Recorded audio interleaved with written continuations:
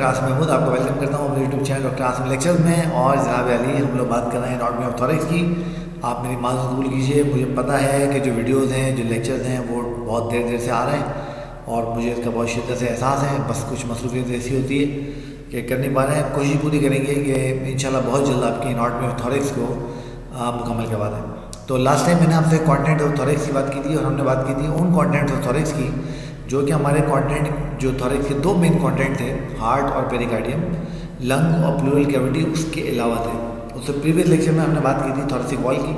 आज मैं आपसे बात करूँगा एक बहुत इंपॉर्टेंट टॉपिक की जिसका नाम है पेरिकार्डियम ऑफ हार्ट। तो आप शुरू करते हैं पेरिकार्डियम ऑफ हार्ट। बट इससे पहले मैं आपसे एक रिक्वेस्ट करना चाहता हूँ, अगर अब तक आपने मेरे चैनल को सब्सक्राइब नहीं किया है तो काइंडली मेरे चैनल को सब्सक्राइब कीजिए। अगर आपने अब तक इस वीडियो को लाइक नहीं किया है तो वीडियो को लाइक कीजिए, शेयर कीजिए अपने दोस्तों के साथ। और जब भी सब्सक्राइब करते हैं तो बेल आइकन जरूर प्रेस किया करें ताकि आपको पता चले कि कोई नई वीडियो आ रही है या नहीं आ रही है। ठीक हो गया वीडियो? चलो शुरू करते हैं। तो बिस्मिल्लाहिर्रहमानिर्रहीम हम लोग करते हैं। तो हमारे पास जब हम थॉरैक्स की बात करते हैं तो थॉरैक्स में हमारे पास सबसे पहले और सबसे जो इंपॉर्टेंट चीज़ है आपके पास होती है वो हार्ट और पेरिकार्डियम ही है। तो आज के लेक्चर में मैं आपसे डिस्कस करूँगा पेरिकार्डियम के पार्ट्स। ये बच्चों को बड़ा तंग करते हैं, परेशान करते हैं, तो हमने इनकी आज बात करनी है। तो बिस्मिल्लाहिर्रहमानिर्रहीम करते हैं। तो जब हम बात करते हैं हार्ट की तो एनाटॉमी ऑफ थॉरैक्स की हम लोग बात कर रहे हैं। और एनाटॉमी ऑफ थॉरैक्स में आज मैं आपसे बात करूँगा anatomy of pericardium of heart की। सिर्फ पेरिकार्डियम की बात करेंगे और उसके बाद जो नया लेक्चर हम लोग करेंगे, नेक्स्ट लेक्चर हम लोग करेंगे उसमें हम हार्ट की एनाटॉमी को डिस्कस करेंगे। बड़ा इंपॉर्टेंट लेक्चर इंशाल्लाह होने वाला है।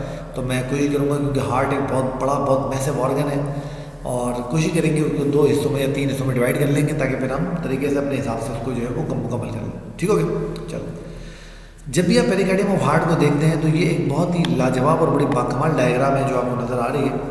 आपको क्लियर नज़र आ रहा है कि यहाँ पर आपको हार्ट नज़र आ रहा है और हार्ट के ऊपर आपको ऐसा लग रहा है जैसे वाइट कलर का एक प्लास्टिक बैग से चढ़ा हुआ है जिसने ना सिर्फ हार्ट को बल्कि जो हमारी ग्रेट वेसल्स हैं, और ग्रेट वेसल्स आपको पता है हम उन वेसल्स को कहते हैं जो कि हमारे हार्ट के साथ होती हैं, उनकी बेस को, रूट्स को भी कवर किया हुआ है। ये देखिए, ये सुपिया वेना केवा की रूट कवर हुई हुई है, एओर्टा की रूट कवर हुई हुई है, पल्मोनरी आर्टरी की रूट कवर हुई हुई है और यहाँ पर आपको ये हार्ट को भी कवर करता हुआ नज़र आ रहा है। तो ये जो मेम्ब्रेन है जिसने पूरे स्ट्रक्चर को लाइक ए सैक अपने अंदर बंद किया हुआ है, इसको हम पेरिकार्डियम बोलते हैं।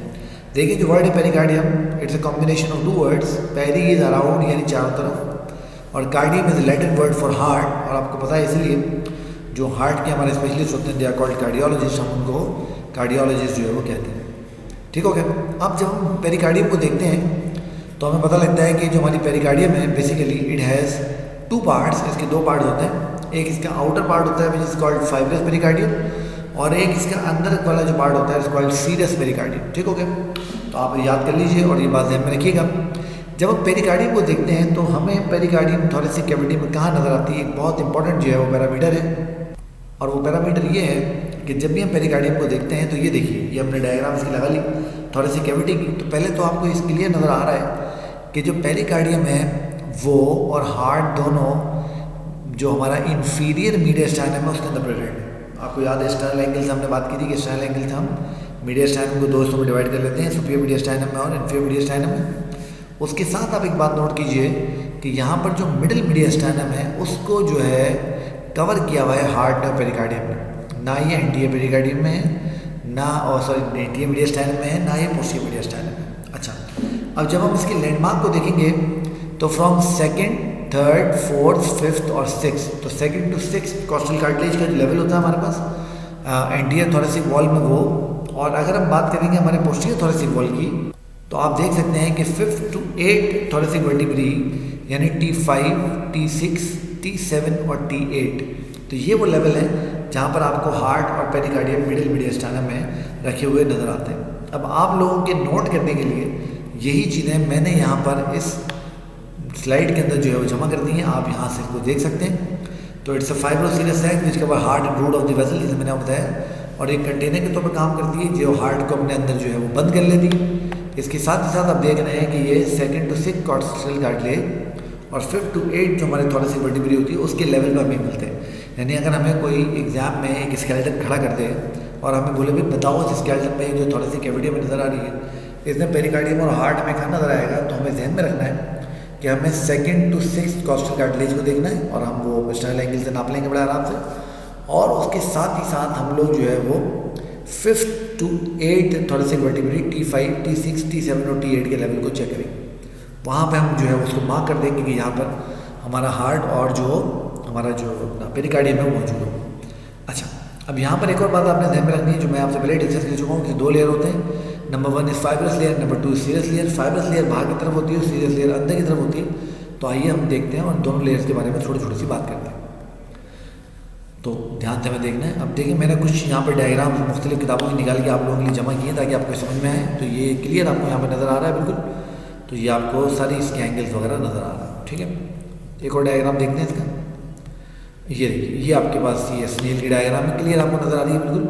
तो देखिए 5th, 6th, 7th और 8th थोरेसिक वर्टिब्री और 2nd to 6th costal cartilage. यहाँ पर ये जो लेवल है, इस लेवल पे आपको हार्ट और पेरिकार्डियम हमारी थोरेसिक कैविटी के अंदर रखे हुए नजर आते हैं। एक और अगर हम डायग्राम देखना चाहें तो ये देखिए, अगेन ये स्टर्नल एंगल से हमने सुपीरियर इन्फीरियर मीडियल स्टर्नम को डिवाइड किया। फिर इन्फीरियर मीडियल स्टर्नम 3 पार्ट में डिवाइड हुई जैसे हमने बात की थी। पोस्टीरियर में, मिडिल में और एंटीरियर में आप देख रहे हो ये मिडिल मीडियल स्टर्नम के अंदर जो है ये मौजूद है, ठीक है बेटे। अब हम चलते हैं और अब हम बात करते हैं इसकी फाइब्रस लेयर की, बड़ी इंपॉर्टेंट है, आइए जरा को समझते हैं। अब देखिए जब हम फाइब्रस पेरिकार्डियम की बात करते हैं तो ये देखिए यहाँ पर आपको क्लियर नज़र आ रहा है कि इसमें आपको 2 लेयर नज़र आ रही है। बाहर वाली लेयर जो है ये फाइब्रस पेरिकार्डियम है और फाइब्रस पेरिकार्डियम के अंदर इसको लाइन करती है कौन? इसको लाइन करती है सीरस पेरिकार्डियम। तो याद रहे वो जो ओरिजिनल जो लेयर होती है ना, जैसे आपके पास लंग्स के ऊपर प्लूरल मेम्ब्रेन है, वो वाली जो मेम्ब्रेन है इसकी वो उसकी सीरस मेम्ब्रेन ही है। बट फाइब्रस मेम्ब्रेन भी यहाँ पर बहुत इंपॉर्टेंट 2 काम कर रही है। नंबर 1, ये बहुत फर्मली अटैच होती है नीचे डायफ्राम के साथ। तो ये हार्ट को डायफ्राम के साथ बांध के रखती है। इसलिए बहुत सारे लोगों को जब स्टमक की ट्रबल होती है तो चूँकि स्टमक बिल्कुल डायफ्राम के साथ मौजूद है, तो वो स्टमक के अंदर फर्स्ट अगर ब्लॉटिंग उनको हो रही है, गैस उनको बन रही है बहुत ज़्यादा, तो वो जो गैस होती है, आपको पता है ना, फंडस ऑफ द स्टमक में एयर होती है, गैस होती है, तो वो फंडस ऑफ द स्टमक को जो है वो ऊपर उठाती है। जैसे ही ऊपर उठता है तो फंडस डायफ्राम के साथ है, वो डायफ्राम को ऊपर उठाता है और जैसे ही डायफ्राम ऊपर उठता है तो साथ में हमारा हार्ट डायफ्राम के साथ अटैच होगा। ये देखिए क्लियर आपको नज़र आ रहा है। ये हमारा हार्ट है, नीचे देखो ये डायफ्राम है और डायफ्राम के साथ बिल्कुल जुड़ा हुआ है, चिपका हुआ है। आप इसको विदाउट डायसेक्ट किए सेपरेट भी नहीं कर सकते कि इतना मजबूती के साथ से जुड़ा हुआ होता है। तो जैसे वो डायफ्राम जो है वो ऊपर आता है तो वैसे आपको ऐसा लगता है जैसे पाउंडिंग हार्ट हो रहा है, दिल डूबता हुआ महसूस हो रहा है। इस तरह की जो कैफियत जो है वो फील करते हैं लोग। इसलिए कार्डिक वार्ड्स के अंदर ज़्यादातर जो मरीज़ आते हैं कार्डिक एमरजेंसीज़ के ज़्यादातर जो मरीज़ आते हैं कार्डिक कंप्लेन लेके, बेसिकली उनको कार्डिक कंप्लेन नहीं होती, उनको गैस्ट्रिक कंप्लेन होती है ना। तो एक तो ये इसको जो फाइबर्स लेयर है, एक तो ये फाइबर्स की बनी हुई है, उसको अपना डायफ्राम के साथ जोड़िए। नंबर 2 ये इसको स्टर्नम के साथ भी जोड़ती है। देखिए जरा, ये देखिए, ये आपको स्टर्नम नज़र आ रही है। तो देखिए ये आपको स्टर्नोपेरिकार्डियल लिगामेंट नज़र आ रहा है और ये स्टर्नोपेरिकार्डियल लिगामेंट जो है वो इस पेरिकार्डियम को स्टर्नम के साथ जोड़ है। तो जो फाइबरस लेयर है इसमें आपको स्टर्नोपेरिकार्डियल लिगामेंट भी नज़र आएगा और फाइबरस लेयर के अंदर आपको आपका जो है वो अटैचमेंट डायफ्राम के साथ में नज़र आएगा। तो बड़ी इंपॉर्टेंट ये चीज़ है। और आगे चल के क्या करेगी, जैसे हमारे पास आप देख रहे हो यहाँ पर कि ये रूट्स ऑफ ग्रेट वेसल्स को भी कवर कर रही है और ये रूट्स ऑफ ग्रेट वेसल के साथ फ्यूज हो जाती है। तो जो हमारी बड़ी ग्रेट वेसल्स होती हैं ये उनके साथ अटैच होकर उनके साथ फ्यूज भी हो जाती है। अब ये जितनी भी बातें मैंने आपके साथ डिस्कस की हैं ये सारी मैंने आप लोगों के लिए यहाँ लिख दी हैं, जमा कर दी। आप चाहें तो उसको देखिएगा, इसको पढ़िएगा और इसको जो है नोट बनाना चाहें तो नोट बना लीजिएगा, आपको आसान हो जाएगा। बहुत आसान है, एनाटॉमी बहुत ईजी है। अब तक देखना बिल्कुल ऐसे चल रहा है जैसे आप जो है वो एक स्मूथ रोड के ऊपर लॉन्ग ड्राइव निकले हुए किसी के साथ और उस लॉन्ग ड्राइव को एंजॉय करें। बिल्कुल आसान है, कोई टेंशन नहीं, ठीक है। ओके, आगे चलते हैं। अच्छा, उसके बाद जब हम बात करते हैं तो हमें पता लगता है कि उसके बाद इसकी सीरियस लेयर है ना, और इसकी जो सीरियस लेयर है वो रियल आपकी जो कवरिंग है हार्ट की। तो serious pericardium again it divided to 2 parts. अब देखें जो बाहर वाली इसकी लेयर है, ये वाली लेयर जो कि फाइब्रस पेरिकार्डियम के साथ है, बेसिकली इसको हम बोलते हैं पैराइटल लेयर और ये रूट ऑफ ग्रेट वेसल पे कंटिन्यू हो जाती है दूसरी लेयर के साथ जिसको हम बोलते हैं विजरल लेयर, क्योंकि ये हार्ट के साथ ब्लेंड हुई होती है। ये हार्ट के साथ इतनी ब्लेंड हुई होती है कि कभी कभी हम इसको हार्ट की आउटर मोस्ट लेयर भी मान लेते हैं और उसको एपिकार्डियम का नाम देते हैं, ठीक है। तो विजरल पेरिकार्डियम को ही हम कभी कभी एपिकार्डियम भी कह देते हैं। तो देखिए पैराइटल पेरिकार्डियम, ये विजरल पेरिकार्डियम और इन दोनों के बीच में जो आपको स्पेस नज़र आ रहा है यहाँ पे, ये उन्होंने आपको समझाने के लिए बड़ा किया भाई, बहुत छोटा सा स्लिट लाइक बहुत पतला जो है वो स्पेस होता है और इसको हम नाम देते हैं किसका, इसको हम नाम देते हैं पेरिकार्डियल कैविटी का। और इस पेरिकार्डियल कैविटी में वो मार्वलेस फ्लूइड मौजूद है जिसको हम पेरिकार्डियल फ्लूइड कहते हैं।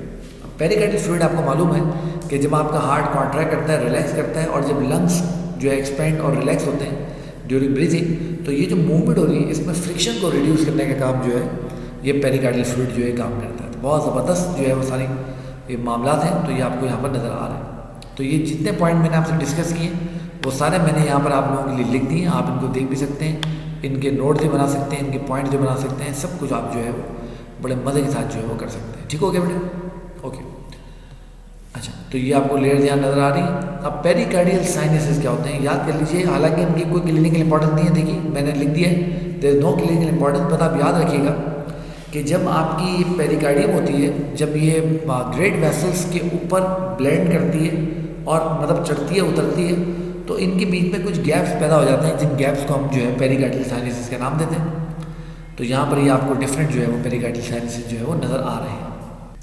ठीक है, तो अब तक आप इस वीडियो को देख रहे हैं। अगर आपको वीडियो पसंद आ रही है तो यार लाइक का बटन दबा दो। बड़े कंजूस हो तुम लोग, लाइक का बटन दबाते हो ना, किया करो कंजूसी इतनी, लाइक का बटन तो दबा दो कम से कम यार। और अगर सब्सक्राइब नहीं किया चैनल तो अभी सब्सक्राइब करें और अपने दोस्तों को भी सब्सक्राइब करवाइए। अच्छा, तो ये आप नाम याद करना चाहें ट्रांसफर साइनस का, ऑब्लिक साइनस का, तो याद कर लीजिए। चूँकि इनकी कोई क्लिनिकल रेलेवेंस नहीं है इसलिए आजकल कोई बच्चों से इतना ज़्यादा पूछता भी नहीं। ओके, ये आपको जो है आप साइनस नज़र आ रहा है, आप देख रहे हैं गैप आपको नज़र आ रहा है, और ये पेरिकार्डियम के बीच में आपको नज़र आ रहा है। जब हम बात करते हैं ब्लड सप्लाई की और नर्व सप्लाई की जनाब अली, पेरिकार्डियम की, तो याद कर लीजिए पेरिकार्डियम की जो नर्व सप्लाई है, पेरिकार्डियम की नर्व सप्लाई आती है फ्रेनिक नर्व से, अगर फाइब्रस पेरिकार्डियम है तो। और अगर विजरल लेयर की हम लोग बात करेंगे तो विजरल लेयर को ऑटोनॉमिक नर्वस सिस्टम सप्लाई करता है, सिम्पैथेटिक भी और पैरासिम्पैथेटिक भी। इसीलिए जब भी आपको फ्रेनिक नर्व स्टिमुलेट होती है तो आपके जो है सीने के अंदर आपको जो है वो कुछ वो कहते हैं ना, कुछ कुछ होता है भाई, कुछ कुछ आपको होता हुआ महसूस होता है। तो ये बात आप ध्यान में रखिएगा। तो फ्रेनिक नर्व बेसिकली आपको पता है it's a motor nerve which is the nerve supply और डायफ्राम। तो डायफ्राम के लिए C3, C4, C5 इसकी रूट वैल्यू होती है। बहुत ज़बरदस्त ये नर्व है और उसको आपने याद रखना है, भूलना नहीं। ठीक हो गया? तो जो फाइब्रस लेयर है उसको फ्रेनिक नर्व सप्लाई करेगी और जो विसरल लेयर है उसको ऑटोनॉमिक नर्वस सिस्टम सिम्पैथेटिक और पैरासिम्पैथेटिक सप्लाई देगा। अब ये वेगस आपको लिखा हुआ नज़र आ रहा है, सिम्पैथेटिक में लिख दिया है वेगस, क्योंकि पैरासिम्पैथेटिक नर्व है तो हमें ये बताने की ज़रूरत नहीं है कि ये पैरासिम्पैथेटिक सप्लाई होगी। ठीक है बेटे? ओके, उसके बाद जब हम इसकी ब्लड सप्लाई देखते हैं तो ये नर्व सप्लाई आपको नज़र आ रही है। नाउ यू कैन सी है, ये आपको वेगाएं नज़र आ रही है, वेगस नर्व नज़र आ रही है, और आपको साथ में यहाँ पर जो है वो फ्रेनिक नर्व भी जो है वो नज़र आ रही है। ओके, ठीक है। जब हम इसकी ब्लड सप्लाई की हम लोग इसकी बात करते हैं तो ब्लड सप्लाई इसकी जो होती है वो हमारी कोरोनरी आर्टरीज है और उसकी ब्रांचेज के जरिए होती है, जैसे कि आपको यहाँ नज़र आ रहा है बिल्कुल वाज़ेह कि ये हमारे पर डिफरेंट जो है वो पेरिकार्डिको फ्रेनिक आर्टरीज आपको नज़र आ रही है, और यहाँ पर आपको पेरिकार्डिको फ्रेनिक वेन भी नज़र आ रही है। ठीक है बच्चों, तो this is all about pericardium of the heart. तो ये मैंने आपसे हार्ट के पेरिकार्डियम के बारे में डिटेल में डिस्कशन कर ली। तकरीबन जितनी बातें आपने काम की थी बताने की थी मैंने आपको बता दी। तो इसके साथ ही मैं इस लेक्चर को एंड करता हूँ। अगर आपको लेक्चर पसंद आया है तो काइंडली इसको लाइक कीजिए, अपने दोस्तों के साथ जो मेडिकल कॉलेज में पढ़ते हैं, एग्जाम के लिए परेशान है, उनके साथ शेयर कीजिए। और अगर अब तक आपने मेरे चैनल सब्सक्राइब नहीं किया तो काइंडली इस चैनल को सब्सक्राइब कीजिए। मैं डॉक्टर आसिम महमूद आपसे इजाज़त चाहता हूँ। अगला लेक्चर जिसमें हम हार्ट की एनाटॉमी की बात करेंगे लेकर बहुत जल्दी इंशाल्लाह आपके पास हाजिर होऊंगा। और आपकी अब शिकायत जो है कि मेडिकल के लेक्चर में बहुत लेट अपलोड करता हूँ, आप बिल्कुल सही आपकी शिकायत है, इंशाल्लाह बहुत जल्द उसको दूर कर देंगे। अपना बहुत सारा ख्याल रखिए, मुझे इजाज़त दीजिए। अल्लाह हाफिज़।